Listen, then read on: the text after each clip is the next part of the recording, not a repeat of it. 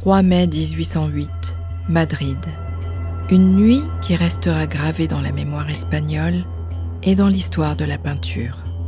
Mais pour comprendre cette scène de sang et de silence, il faut d'abord évoquer celui qui l'a peinte, Francisco de Goya, figure majeure de l'art espagnol. D'abord peintre de cour, admiré pour ses portraits raffinés, Goya est frappé en 1793 par une maladie mystérieuse qui le rend sourd. Un choc qui bouleverse sa peinture. Il devient plus sombre, plus libre, plus critique. Et cette liberté, il va l'exercer pleinement en 1814, lorsqu'il peint 13 de Mayo, en hommage aux Espagnols massacrés par l'armée française. En 1808, l'Espagne est sous tutelle française. Napoléon impose son frère Joseph sur le trône. Le peuple espagnol se soulève.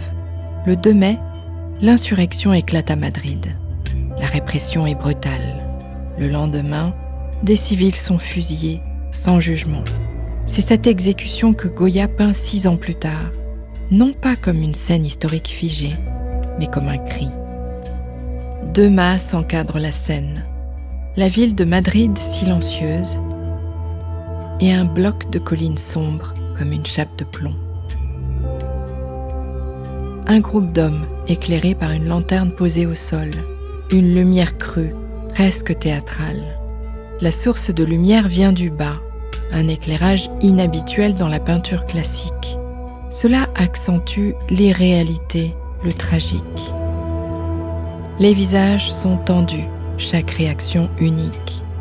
2 hommes se couvrent le visage, désespoir absolu, refus de voir la mort venir. 2 autres serrent les poings, en signe de prière et de rage. Et au centre, l'homme agenouillé en chemise blanche, les bras levés en signe de soumission. Son attitude et les stigmates sur sa main évoquent la crucifixion. À ses pieds, un cadavre, dans la même position. L'homme central semble voir son propre sort, inéluctable. La scène est orchestrée avec force. À droite, les soldats français vus de dos, anonymes, mécaniques. Leurs shakos, leurs manteaux, leurs fusils à baïonnettes composent une ligne d'exécution froide, sans visage. Goya ne leur donne pas d'âme.